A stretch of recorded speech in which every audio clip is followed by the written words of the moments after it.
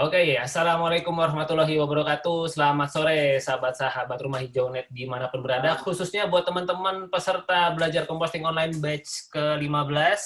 Apa kabarnya? Semoga dalam keadaan sehat, keadaan berbahagia, keadaan penuh bersemangat di sore hari ini. Tidak terasa ya, sudah sampai di sesi full Zoom setelah 7 hari kita melaksanakan kulwap, ada 1 hari jeda, dan mudah-mudahan materi-materi bertahap yang disampaikan melalui kulwap ini bisa dicerna dengan nyaman dan kemudian bisa memberikan wawasan tambahan buat teman-teman semua. Di sini sudah hadir ada Kak Cipu dari Depok, ada Kak Erwin dari Sanggata, mungkin nanti akan ada teman-teman yang mungkin menyusul. Andai kata mungkin teman-teman juga sedang berhalangan hadir, semoga rekaman ini bisa menambah wawasan teman-teman semua, dan kita masih punya waktu sekitar 4 minggu ke depan untuk teman-teman berinteraksi di dalam grup WhatsApp. Jadi kalau sudah praktek, kalau kemudian ada yang seru-seru yang dialami dalam keseharian compostingnya, yuk di-sharingkan, mumpung nanti kita masih bisa saling memberikan tanggapan. Jadi dalam dunia composting itu yang saya pahami dalam perjalanan menemani teman-teman sampai di batch ke-15 ini, saya selalu melihat keunikan, ya, selalu melihat keseruan, selalu melihat bahwa setiap rumah, setiap orang itu punya cara ngomposnya masing-masing, punya tekniknya. Walaupun secara umum pakemnya sama, tetapi kemudian penerapannya bisa beda-beda. Nah, justru keunikan inilah yang membuat saya sangat bersemangat untuk mengadakan program belajar composting online ini. Karena saya jadi banyak belajar juga, teman-teman.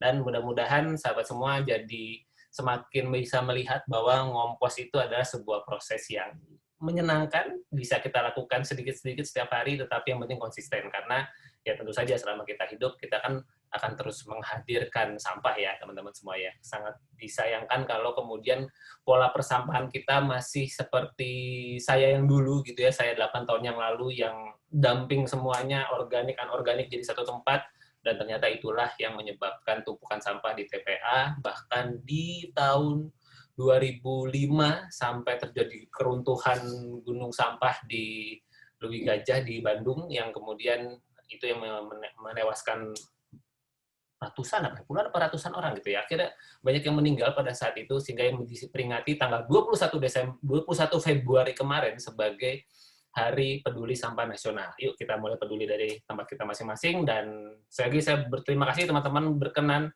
untuk menambah wawasannya di dalam program belajar composting online bersama Rumah Hijau Net.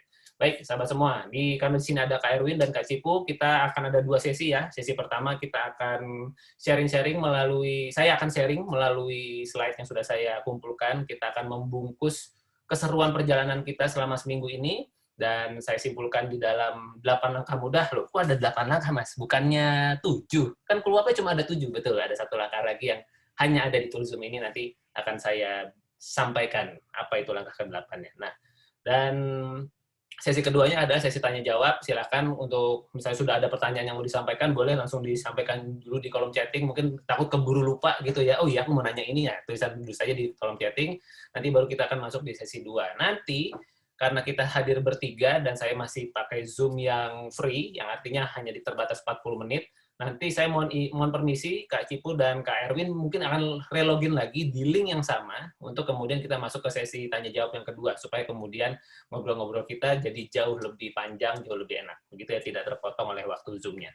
Baik teman-teman semua, kita mulai sesi pertama, pembungkusan atau full Zoom mengenai program belajar composting online bersama Rumah Hijau Net. Saya memperkenalkan diri kembali, saya Andito, saya domisilinya di Cipinang Muara, Jakarta Timur, hari-harinya sebagai urban farmer, konsultan dan edukator gaya hidup sehat, praktisi composting, urban farming, menekuni digital marketing, ayah dari 2 anak, homeschooling. Wah, kok ing-ing semua? Nggak tahu, itu kebetulan. Tidak disengaja, kebetulan aja begitu ya.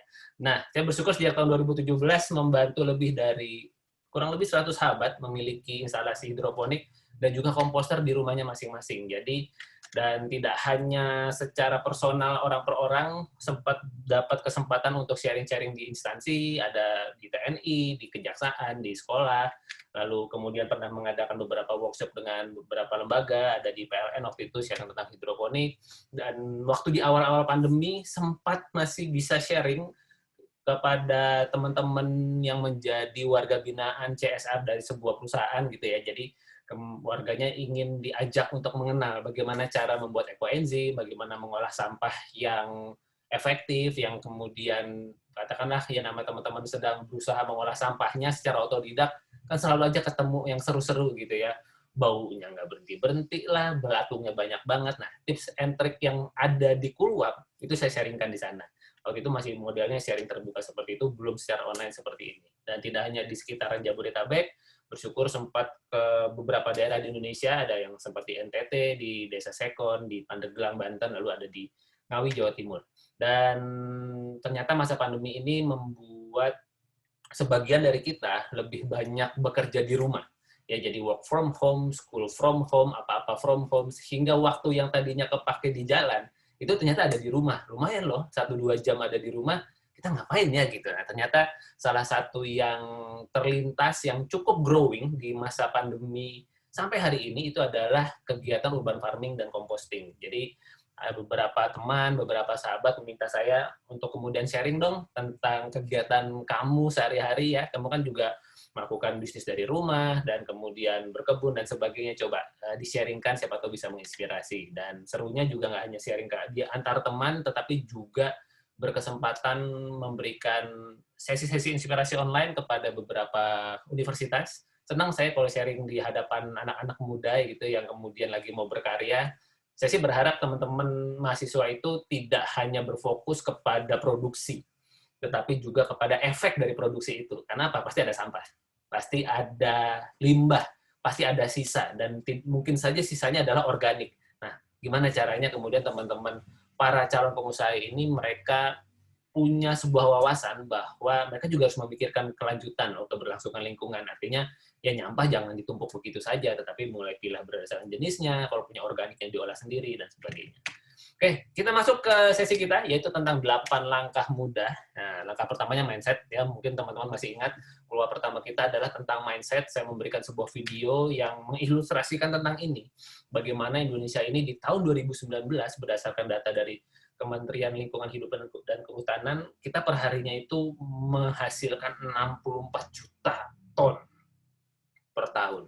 175.000 ton per hari, 64 juta ton per tahun. Wih, itu kayaknya banyaknya banyak banget ya gitu. Nggak kebayang kita aja punya sampah sekilo aja udah repot gitu. Gimana kemudian menghadapi sekian ratus ribu ton setiap harinya. Dan bayangkan di masa pandemi ini saya bisa jadi bertambah banyak.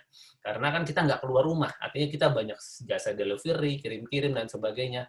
Pemakaian kemasan jadi semakin banyak. Jadi kalau kemudian pola kita masih pola dumping, organik yang kecampur sama anorganik, ya maka sampah-sampah kemasan itu jadi sampah semua gitu.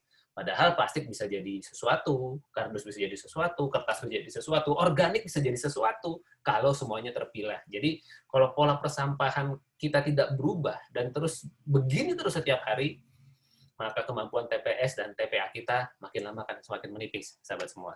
Jadi, apa solusinya? Yang kita pelajari bersama selama seminggu ini, composting, yaitu memilah dan mengolah sampah langsung dari sumbernya. Mengapa? Ya, mengapa perlu melakukan composting? Ya, karena dengan melakukan composting, sebagaimana teman-teman sudah sharingkan di pelajaran pertama atau keluar yang pertama, jelas 40-80% tumpukan sampah sangat bisa dikurangi. Dulu, saya ketika belum mengenal proses composting, saya bisa menghasilkan 2-3 kantong sampah setiap hari. Yang di dalam kantong sampahnya itu, ya ada organik dan anorganiknya. Ya kulit telur, ya tulang ayam, ya kertas, saset, apa segala macam di dalam satu kantong plastik. Dan itu 1-3 kantong setiap harinya. Efeknya jelas bau tempat sampah saya. Dan apa yang terjadi setelah saya melakukan proses composting di rumah saya, ternyata benar loh teman-teman, 40-80% tumpukan sampah saya berkurang. Bisa dibilang mungkin sampah residu saya yang sedang saya coba terus kurangi, artinya saset saya coba kantongin sendiri gitu ya, plastik kantongin sendiri. Dulu kan saset dan plastik belum ada yang bisa mengolah sebaik sekarang.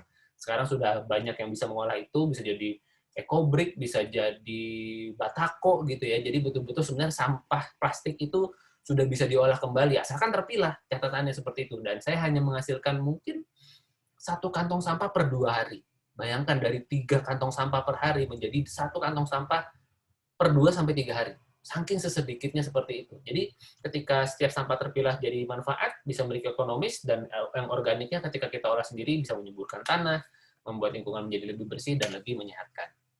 Nah, kategori sampah itu ada kategori sampah yang basah, yang organik, dan juga sampah kering atau yang anorganik.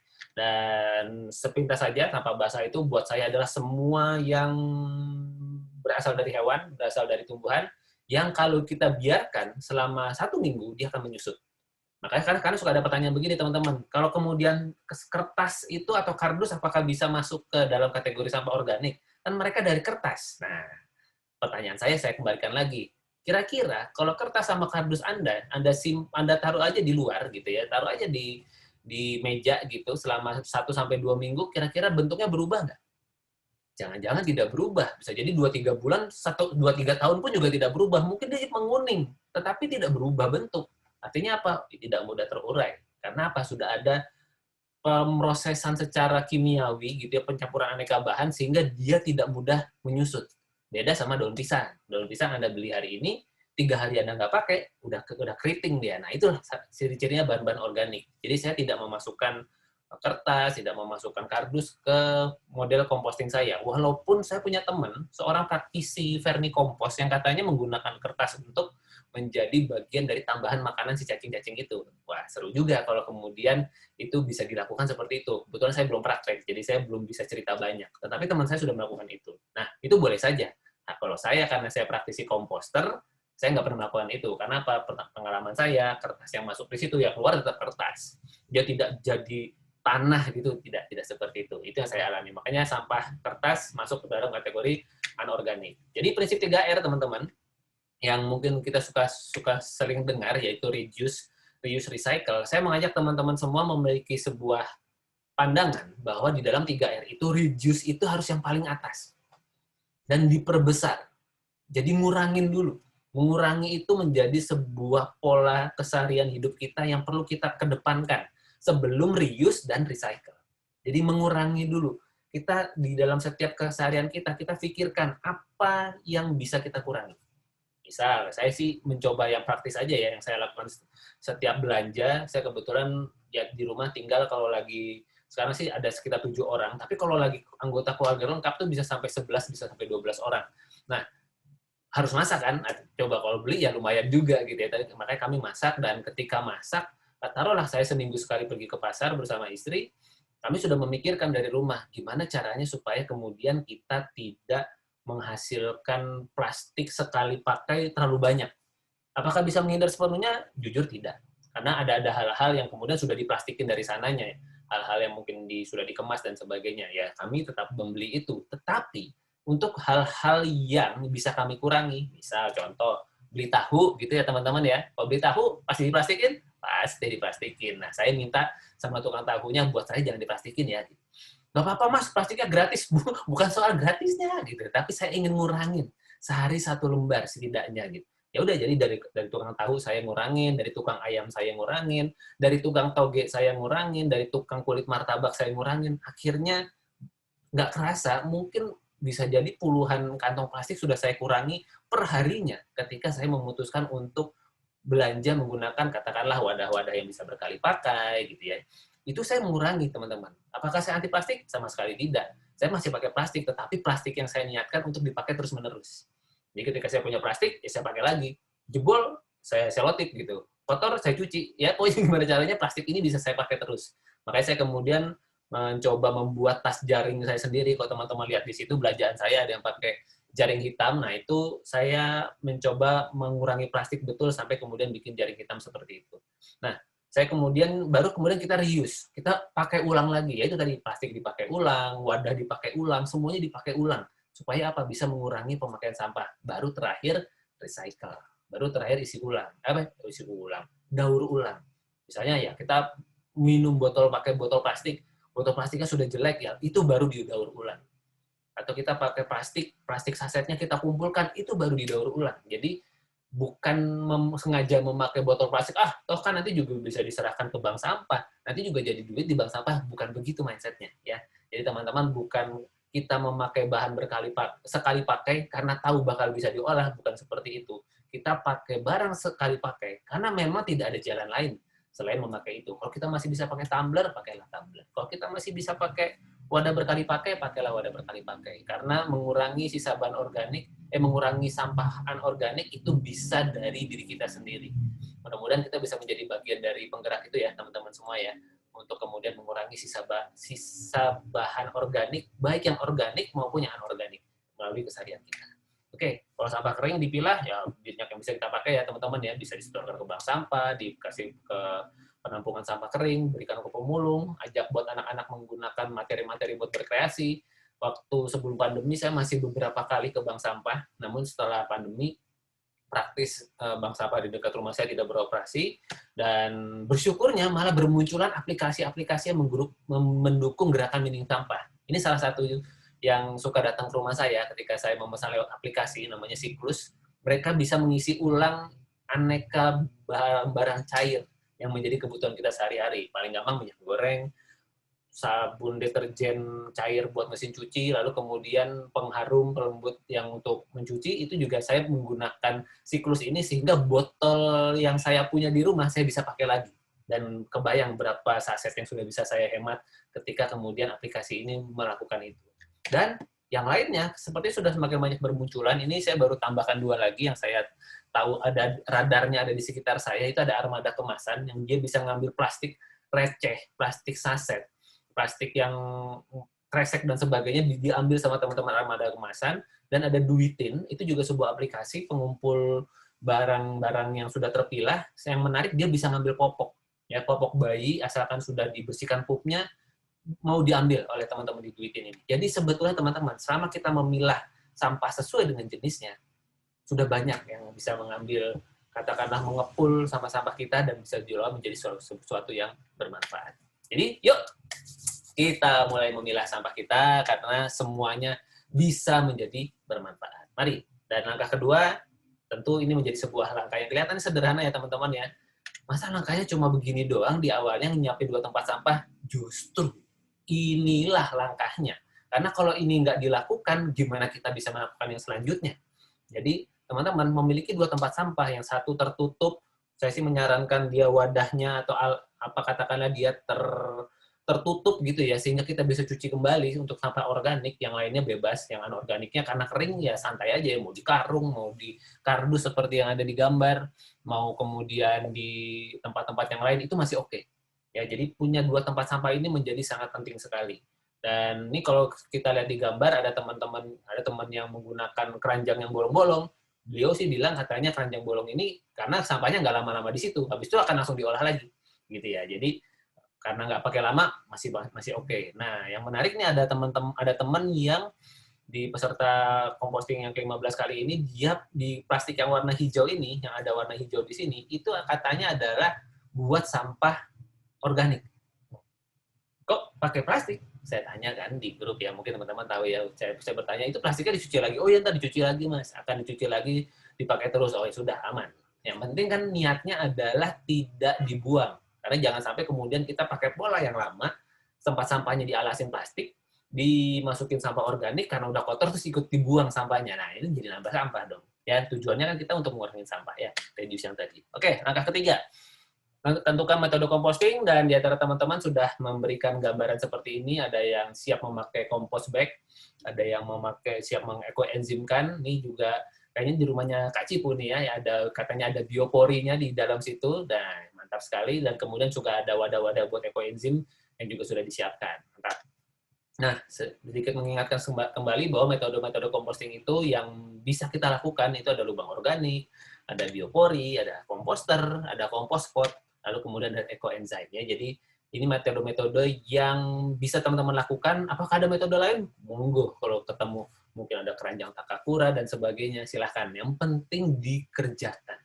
Jangan sampai terlalu canggih, terus karena alatnya nggak ada, akhirnya nggak ngompos. Ya. Karena sebetulnya semuanya sudah disediakan di sekitar kita dari yang paling sederhana. Makanya ada program belajar composting online ini agar teman-teman bisa melihat, oh ternyata pot saya bisa dipakai ngompos, oh ternyata nggak perlu pakai komposter, gali tanah aja juga bisa. Nah, monggo silakan teman-teman cari yang paling sesuai dengan keseharian Anda. Nah, yang keempat adalah kita membuat mall. Membuat mall itu mikroorganisme lokal, tujuannya adalah supaya proses pengolahan sampahnya menjadi lebih cepat. Jadi bahan organik itu ibarat sebuah bahan makanan, dan kita butuh koki, butuh chef supaya kemudian bahan makanan yang ini terolah dengan sangat baik. Kalau apakah memang di alam ini sudah ada? Sudah ada. Kita dengan ilmu, dengan ya apa yang kita alami sehari-hari, kita punya sebuah pengalaman bahwa dengan menambahkan mikroorganisme lokal, yang paling dekat adalah kita pakai air beras dan gula ini, yang kemudian kita diamkan minimal semalam, kalau sampai 2 minggu sangat optimal, monggo dipakai supaya apa? Supaya kemudian nanti proses komposnya jadi lebih cepat. Yang tadinya katakanlah ada yang bilang, Mas saya kompos saya sudah sampai 2-3 bulan nggak jadi-jadi, tetap basah, tetap bau. Oke, jangan-jangan kekurangan mikroorganisme lokal nih salah satunya gitu ya. Jadi teman-teman yang mengalami itu bersyukur di batch-batch sebelumnya itu ada yang menceritakan tentang seperti itu, dan ketika menjalankan tips-tips di program belajar composting online ini, dia mengatakan dalam waktu 2 minggu sudah bisa panen. Wah, keren ya. Yang tadinya 2 minggu nggak panen-panen, sekarang 2 minggu sudah bisa panen. Keren. Dan yang kelima adalah menyiapkan penggembur. Penggembur ini adalah bahan organik yang memiliki sifat menyerap air. Di sini teman yang menyetorkan, dia mendapatkan atau mengumpulkan sekam yang belum dibakar, jadi masih sekam. Lalu kemudian katanya punya daun kering juga yang bisa dikumpulkan dari fasum, itu mantap. Tinggal pastikan ya teman-teman ya, kalau teman-teman pakai daun kering, daunnya memang harus benar-benar kering. Tahunya gimana, Mas? Coba diremes. Ya, kalau daunnya diremes, hancur, jadi serbuk gitu, nah itu tandanya sudah bisa jadi penggembur. Tapi kalau Anda remes daunnya, terus begitu tangan Anda dibuka, dia masih balik lagi, jadi daun lagi, oh berarti belum cukup kering. Nanti dia hanya akan menjadi penambah sampah Anda, tetapi tidak menjadi bahan untuk menyerap kelembapan di dalam sampah. Karena apa? Ketika nanti Anda melakukan proses composting, terus ketemu belatung, terus ketemu aroma, terus kok nggak jadi-jadi komposnya, udah mau sebulan ini kok masih benyek aja dan sebagainya, bisa jadi terlalu basah sampah Anda. Anda perlu kendalikan kelembapannya dengan cara berikan penggembur. Bisa pakai serbuk gergaji, bisa pakai sekam bakar. Kalau di tempat Anda masih bisa akses abu gosok, pakai abu gosok. Nah, silakan cari yang material organik yang bisa menyerap air paling baik yang ada di tempat Anda. Nah, langkah ke-6 adalah mencacah sampah. Terima kasih yang sudah menyetorkan gambar ini, bagaimana caca di sampah. Ini sudah sangat baik sekali. Dan kalau mau melihat bagaimana saya cara mencacah sampah, silakan mampir ke channel YouTube saya di Toybang atau siaran ngompos saya itu. Saya selalu ya ngompos, cara saya mencacah seperti itu. Jadi ya udah modalnya gunting merah hitam itu selama semuanya bisa dibelah, bla bla bla bla bla, dan ukurannya memang tidak usah terlalu halus-halus amat gitu ya. Supaya apa? Supaya kemudian kita bisa melakukan prosesnya secara efektif. Intinya apa? Intinya mengurangi ukuran sampah akan membuat proses composting akan jadi jauh lebih efektif ketimbang kita masukinnya bonggolan seperti itu. Saya kulit pisang yang ada di sebelah kiri gambar kita nih, layar kita. Itu kalau kemudian dimasukin begitu saja, ya terkompos, tapi kemudian teksturnya tidak terlalu baik untuk kemudian menjadi media tanam, untuk kemudian bisa menyerap, katakanlah bisa menjadi sebuah kompos yang berkualitas baik, sangat dipastikan tidak bisa begitu karena berdasarkan pengalaman yang saya alami. Makanya mencacah itu menjadi sebuah hal yang sangat penting. Oke, yang ketujuh, saatnya composting. Mari kita melakukan proses composting, dan loh, kok nggak ada gambarnya? Iya, ternyata di teman-teman batch ke-15 ini, di tugas ke-7 belum ada satupun yang menyetorkan tugas. Nggak apa-apa teman-teman semua, kita masih punya waktu sekitar 4 minggu ke depan buat teman-teman menyetorkan tugasnya. Silakan sampaikan di grup supaya kemudian kita bisa berikan feedback bersama-sama. Mumpung kita masih ketemu di dalam grup WhatsApp. Nah, saya cerita sedikit kembali teman-teman, saya sudah tuliskan alasan mengapa atau bagaimana awal mulanya saya melakukan proses composting di dalam grup WhatsApp. Dan sedikit cerita, tahun 2014, inilah awal mulanya saya melakukan proses composting. Mentor saya, Mbak Winda Yanti, datang ke rumah, membawakan komposter yang sampai hari ini masih saya pakai. Walaupun sudah jebol sana-sini, pintunya sudah sempat terlepas dan sebagainya, tetap masih bisa saya pakai komposternya dan masih menghasilkan POC, masih menghasilkan pupuk organik padat, dan masih membantu mengompos sampah saya di rumah sudah mau 8 tahun berjalan. Dia datang memberikan contoh, nggak pakai sarung tangan ya teman-teman, ya udah sampah organik yang saya kumpulin ya dipotong-potong dengan tangan kosong begitu, dan dia bilang ini saya memang begini, apa kalau ngajarin ngompos gitu, karena apa? Biar orang tahu bahwa yang kita olah ini sebetulnya bukan sampah, tapi sisa bahan organik. Ya, jadi sampah kenapa? Karena dia kecampur. Karena dia lama nggak diolah, makanya jadi nggak enak tuh ngolahnya. Tapi ketika masih fresh, dia itu sisa bahan organik yang sangat baik sebetulnya. nggak apa-apa pegang-pegang aja, ntar kan tinggal cuci tangan aja. Nah, beliau mengajarkan seperti itu, dan sejak itu saya mempraktekkan, saya mencoba melakukan proses mencacah sampah, masih pakai talenan dan pisau waktu itu, teman-teman. Wah, masih rajin. Habis itu saya pikir, kapan selesainya kalau begini, nyacahnya sampai halus-halus begini. Oke, sejak itu saya pikir, udah kita main pakai gunting aja lah biar cepat. Lalu kemudian ada menggunakan mikrobanya, waktu itu pakai mikroba bubuk gitu ya, teman-teman. Jadi dalam satu botol itu bisa dipakai sampai 3 bulan, tapi saya harus beli. Terus kemudian ada penggemburnya, ada campurannya, ada dari debu gunung berapi apa gitu yang kemudian saya harus beli juga gitu.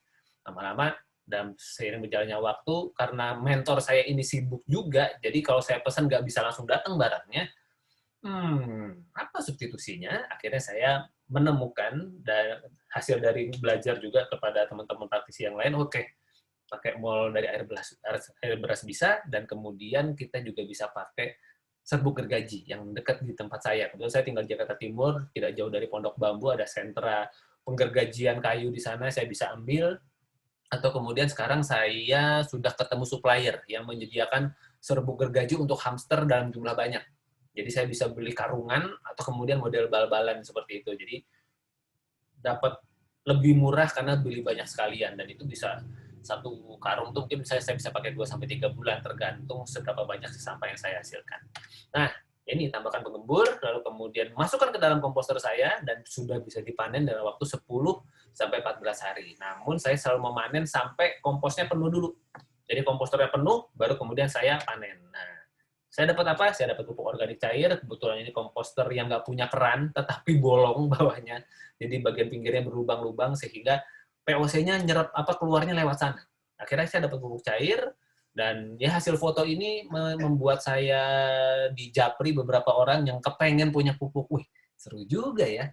Sampah saya ada yang mau beli hasil olahannya. Wah, ini luar biasa. Jadi sampah yang tadinya jadi masalah, saya harus ngeluarin uang untuk kebersihan dan sebagainya, sekarang malah saya dapat duit dari sini. Dan karena dia terbuka dari pintu samping, maka saya panen pupuk padatnya itu dari samping, jadi kemudian dia modelnya first in first out, saya panennya seperti itu, dan akhirnya saya juga punya pupuk padat.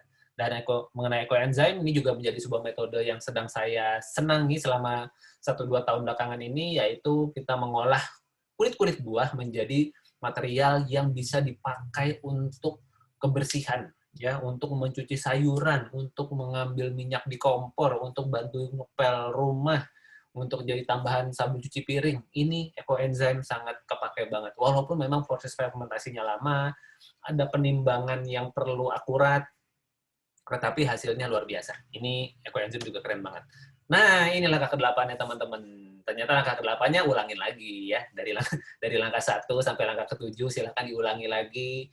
Langkah ke-1 renungi lagi, kenapa saya harus ngompos ya gitu ya kan. Karena kadang-kadang kita perlu menemukan terus. Kenapa kita mau melakukan proses composting? Apa sih alasannya? Ngompos kan nggak gampang ya. Sama kayak kita olahraga ya teman-teman. Sama kayak kita olahraga, jalan pagi, push up dan sebagainya.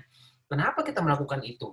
Capek-capek banget, tetapi kita tahu bahwa efek dari ketidaknyamanan yang kita lakukan, karena ini maksudnya adalah baik buat tubuh kita, maka tubuh kita menjadi sehat. Plus sama dengan proses composting. Kelihatannya tidak mudah, tidak enak, tetapi ini akan memberikan kebaikan dan kesehatan untuk lingkungan kita. Begitu ya teman-teman semua. Oke, dan saya kemudian bersyukur mendapatkan pupuk organik padat dan organik cair yang bisa saya pakai untuk berkebun. Saya bisa dapat, ya, punya lahan, ini bukan lahan saya sih, lahan tetangga yang kemudian boleh saya pakai. Saya coba nanam di situ, bikin raised bed dan menanam aneka sayuran, dan tidak hanya di sana, pakai polybag juga bisa. Akhirnya aneka sayuran saya bisa dapat, pupuknya betul-betul hanya dari sampah saya, teman-teman. Jadi betul-betul hasil dari komposter, itu loh hasil sayurannya. Saya nggak pakai NPK, nggak pakai beli pupuk-pupuk lain, selain media tanam ya, media tanam yang memang sudah ada di pasaran, tapi pupuknya, semprot-semprotnya, media tanamnya saya lengkapi dengan hasil dari sampah yang saya hasilkan dari komposter saya, yang saya olah. Jadi model raised bed ini seperti ini, dan kemudian ya paling asik waktunya panen. Inilah kesenangan saya, dan saya harapkan teman-teman yang melakukan proses composting juga bisa melihat bagaimana manfaat dari proses composting yang Anda lakukan, karena melakukan composting itu bukan hanya untuk kita hari ini, teman-teman semua. Tetapi itu buat masa depan bumi kita. Mungkin secara efek di rumah kita sudah terasa. Tapi bisa jadi apa yang teman-teman lakukan itu bisa terekam di bawah sadar anak-anak kita. Wah, orang tua saya, ayah saya, ibu saya ternyata melakukan pemilahan sampah dan itu nggak apa-apa. Dan itu adalah suatu hal yang baik-baik saja dan malah dianjurkan. Karena bisa jadi ada sebagian orang yang tidak peduli terhadap sampahnya. Tetapi dari rumah kita sendiri, kita sudah menanam benih-benih kepedulian terhadap sisa bahan organik yang bisa kita olah dari rumah kita sendiri. Bayangkan teman-teman kalau kemudian teman-teman tidak hanya menyimpan ilmu atau kesenangan teman-teman di dalam proses composting hanya buat teman-teman sendiri. Teman-teman share di media sosial, di Facebook-nya, Instagram-nya, di story WhatsApp dan sebagainya bahwa teman-teman melakukan proses composting. Kebayang nggak ketika kemudian ada orang-orang yang terinspirasi, oh iya ya, Mas Cipu ternyata bisa ya melakukan proses composting. Wah, ternyata Mas Erwin udah lama ya melakukan proses composting, kok nggak ngasih tahu saya ya. Nah, akhirnya akan bermunculan orang-orang yang kemudian sebetulnya selama ini sudah kepengen mengolah sampahnya, cuma belum paham, belum ada orang yang mereka kenal dengan dekat melakukan proses seperti itu. Siapa tahu teman-teman dengan teman-teman melakukan proses composting di rumahnya masing-masing, lalu kemudian teman-teman membaginya di media sosial teman-teman, atau kemudian ya berbagi cerita, mungkin lagi ketemu saudara, ketemu rekan kerja dan sebagainya, bahwa proses composting itu mudah dan bisa dilakukan, sangat mungkin itu akan memiliki efek yang luar biasa untuk masa depan bumi kita. Toh kita kan hidup di bumi ini nggak lama-lama banget ya teman-teman ya. Ya bisa sampai 100 tahun udah bagus banget. Apa yang bisa kita lakukan selama 100 tahun itu di muka bumi ini? Apa yang bisa kita wariskan? Apakah kita ingin menjadi bagian dari manusia-manusia yang mengotori bumi? Atau kemudian ya kita pasti mengotori bumi, tapi setidaknya kita sudah melakukan sesuatu untuk membantu bumi kita tetap lestari dan alami supaya bisa ditinggali oleh siapapun yang mendapat rezeki tinggal di bumi kita ini. Baik teman-teman semua, ini beberapa media sosial yang bisa teman-teman akses. Tentu kita sudah berkenalan lewat Instagram, YouTube, ada teman-teman sudah nomor WhatsApp saya juga ada di TikTok, jadi video-video Q&A, tanya jawab seputar urban farming dan composting saya simpan di sana juga, ada Facebook dan juga ada blognya juga. Oke, saatnya masuk ya kita ke pertanyaan, ke sesi pertanyaan, dan terima kasih teman-teman semua, semoga bermanfaat. Oke, terima kasih nih Mas Cipu sama Mas Erwin sudah berkenan menyimak di sesi pertama, dan karena waktu ngobrol kita sudah kurang dari 5 menit, kita sudahi dulu sesi pertama, dan saya mengajak teman-teman untuk kemudian masuk ke sesi kedua, langsung klik lagi link yang ada di grup, atau kemudian masukkan lagi ID-nya dan password-nya untuk kemudian masuk lagi ke ruang yang sama. Kita ketemu lagi di sesi 2. Terima kasih Mas Cipu, Mas Erwin, dan teman-teman yang akan bergabung. Sampai ketemu.